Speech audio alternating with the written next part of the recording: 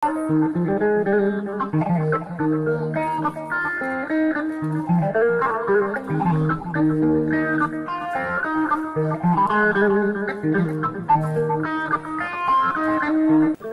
min calmini mon dendagal bandiraɓe yeɓoɓe e Winndere-tv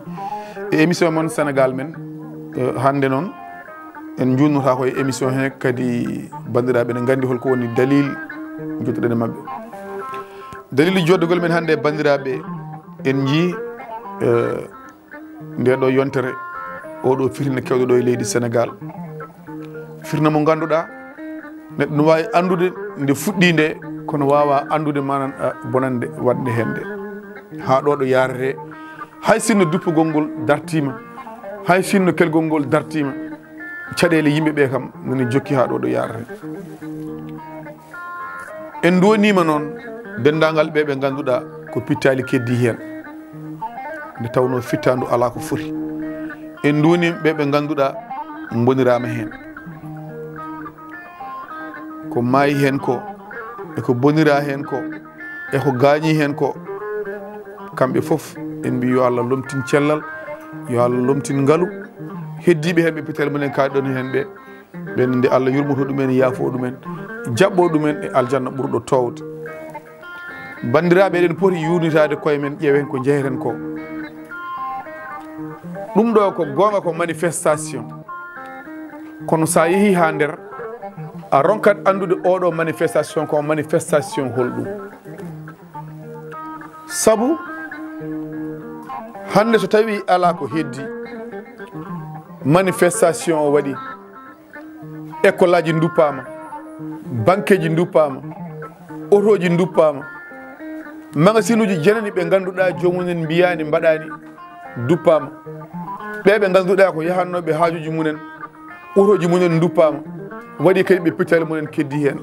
Bandiraɓe ɗum ko fitina, kono holɗo fitina o ummi. Yimɓe hewɓe ene mbiya ha tengti e laamu o ene wiya ko force occulte, ko terroriste en,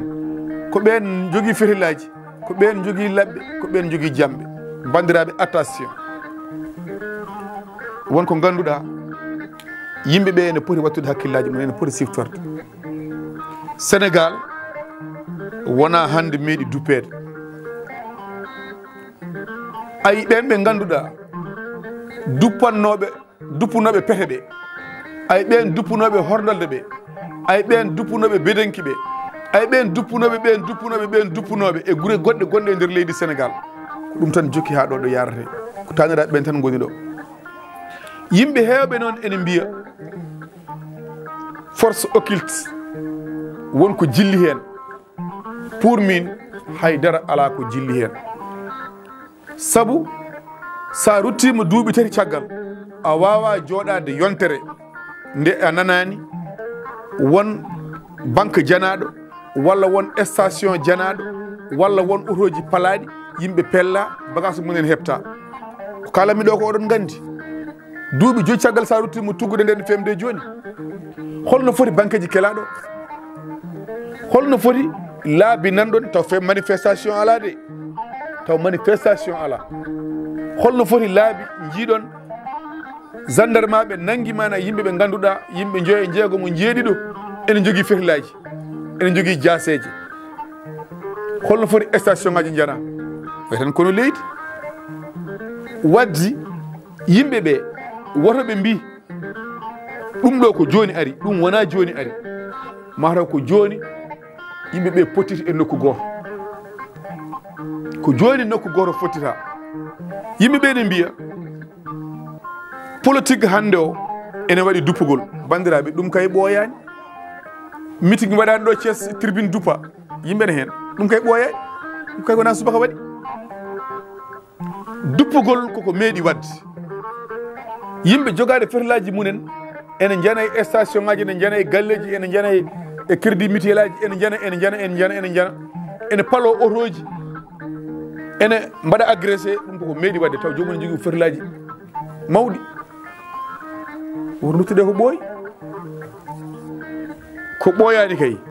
On jiino yimɓe ene tacca maayo Sénégal, ene jaaha Mauritanie, ene jaaha ene jana yimɓe ne keptanayi munen, ɗum kay wona subaka waɗi. min ko nden gandumi Kalashnikov ferli wiye Kalashnikov nden gandumi ɗum yimɓe ne kala ɗum kaare jogi Kalashnikov waddi ken ɓoyɓe wardirde e koye men ken ɓoyɓe toƴodirde e koye men ken ɓoyɓe yanodirde e koye men heddi noon ɗum ɗo joli ko waɗa ko bonande tolnaki e muɗum kono holko addi ɗum bandiraɓe poɗɗen ruttade ko ƴewde ko addi oɗo fitina poɗɗen ruttade ko ƴeewen holko nawi en ha jittuɗen e oɗo saaha ha joni ɗo ɗo yarate ene woodi yimɓe waɗoɓe politique so tawi tottama micro ji mbi sankiɓe hen ɓe min mbiyataɓe yo Allah yurmo yaafo par ce que ɓe kamɓe mbaɗi manifesté ahan kay neɗɗo sonko wonko mettuma waɗat manifesté koy holko addi manifestation bandira neɗɗo sonko mettuma waɗat manifesté ko ɗum joguiɗa wonani noon hay lawol gotol wadde manifesté ene yaha ene bonna bagsuji janani ɗum jeeyaka hen no fellirde jeeyaka hen ni no mayde jeeyraka hen ni no duppude jeeyraka hen ni hande ko boni ɗo koye université en kalani haala pitali ɗi holde université dartoto gueɗeji kantoriɗɗi batteɗi caggal leydi e consulat ji Sénégal gonɗi toon ɗi e ambassade uji gonɗi toon ɗi boneji batteɗi toon ɗi helde ɗum bonnude ɗum tawa yimɓe ɓe ganduɗa ene cohli kayitaji mbawa hebde kayitaji ko waɗa ko Milan ko waɗa ko Amérique ko waɗa ko Bordeaux hay nokku ala ɗo fawi ko bonande bonde ko cayi sayagal mawgal kono noon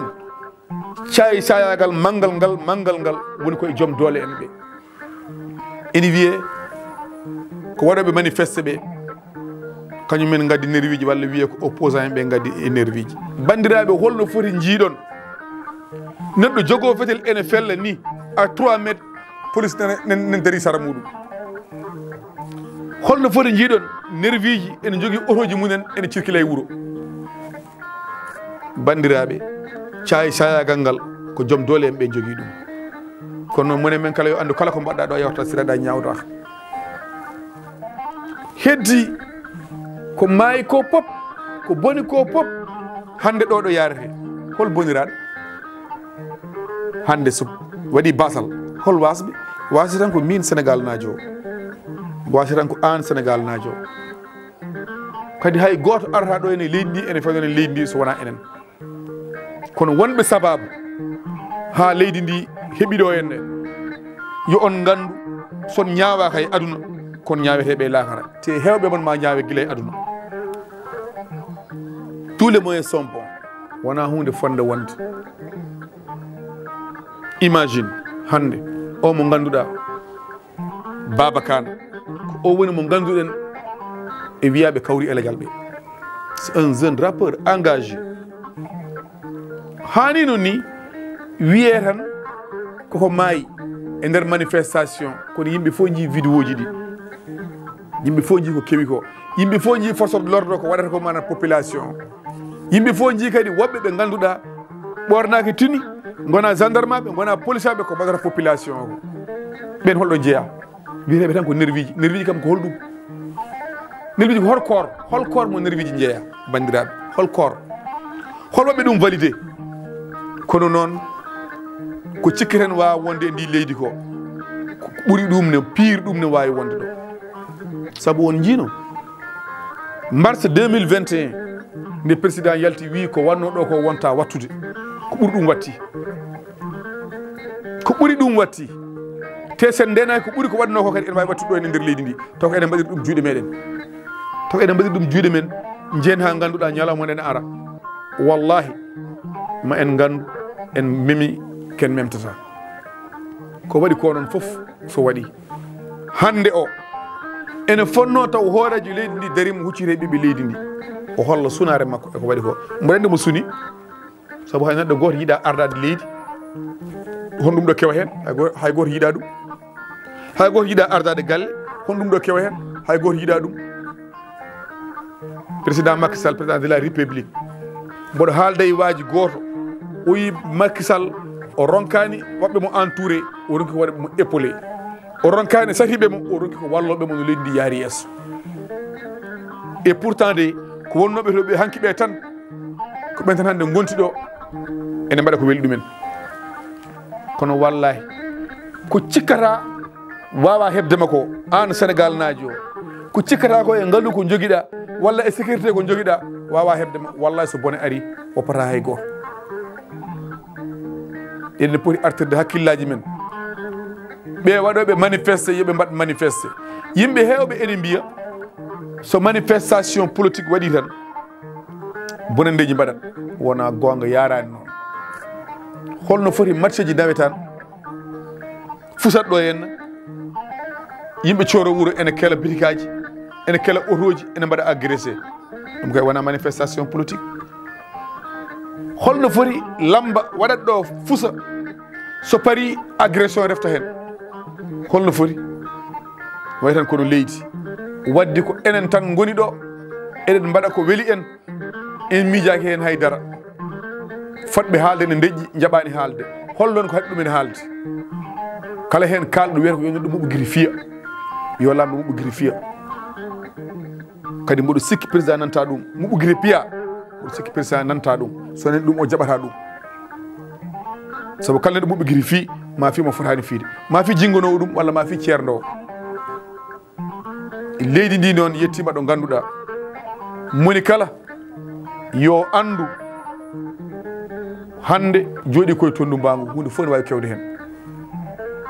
sakanta noon faya koye élection ngaji hewɓe ne mbiya ko waɗa manipulé ko manigance beele ha élection dirta ko Allah andi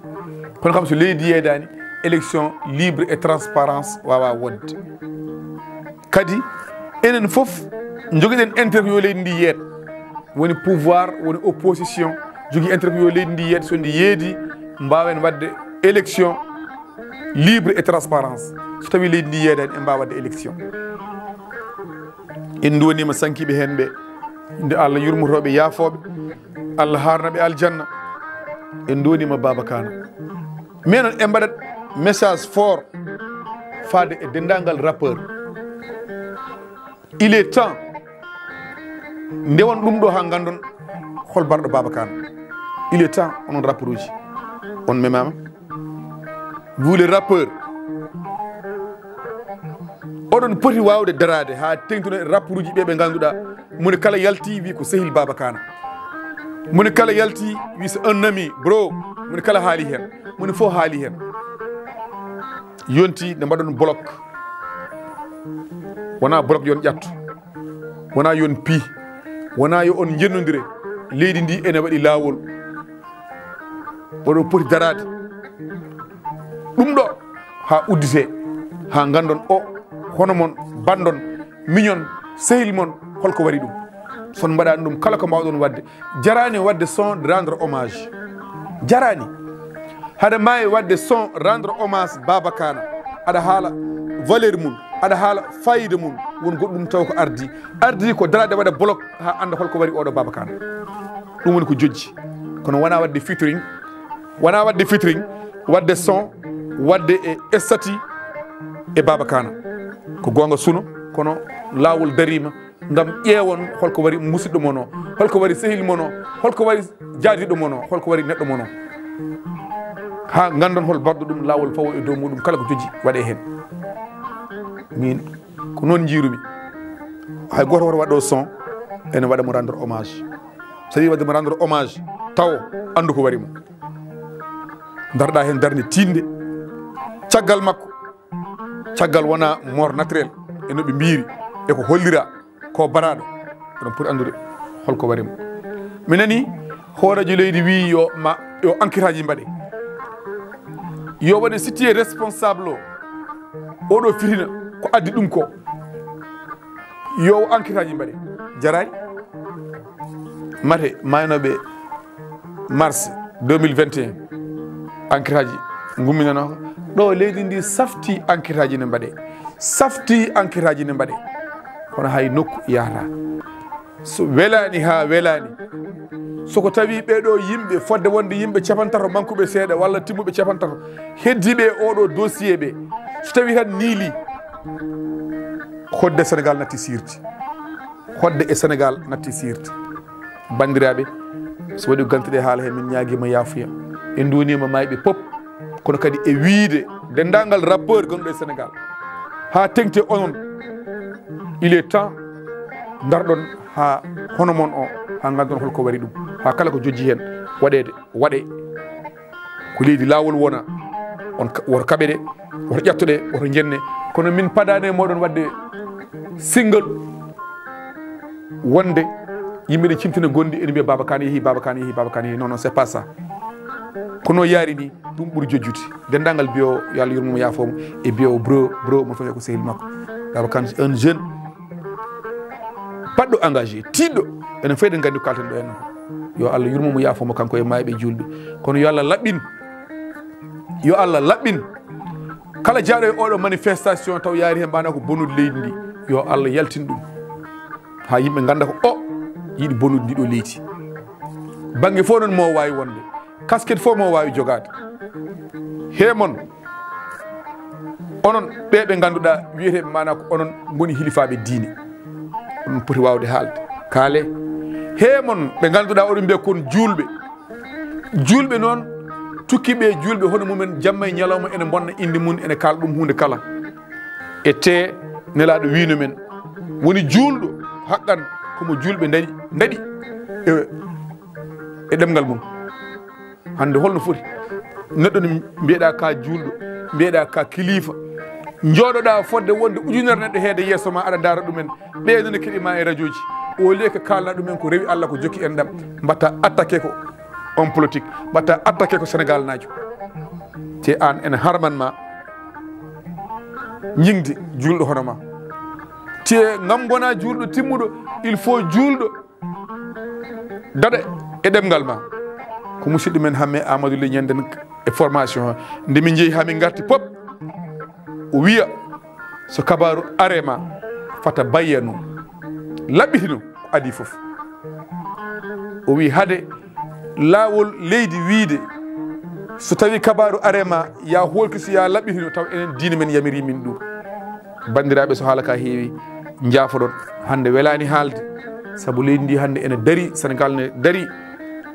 heddi noon kay goto suusa jofade kari wiye kari leydi ndi ko an woni sababu leydi ndi daari kono moni foof so jooɗima e nokku mum ene wawi wiide sababu leydi ndi daari ko kaari bandiraɓe wonno ko émission mon Sénégal men ɗo e Winndere-tv e sehil mon Oumar Doro Koume khalifa général min beltima min ñaganimon Allah kisal min calmini on min juurima on so gantiɗi min ñaguima on yaafuya Allah jarama on jarama Winndere-tv ha yesso ko laawol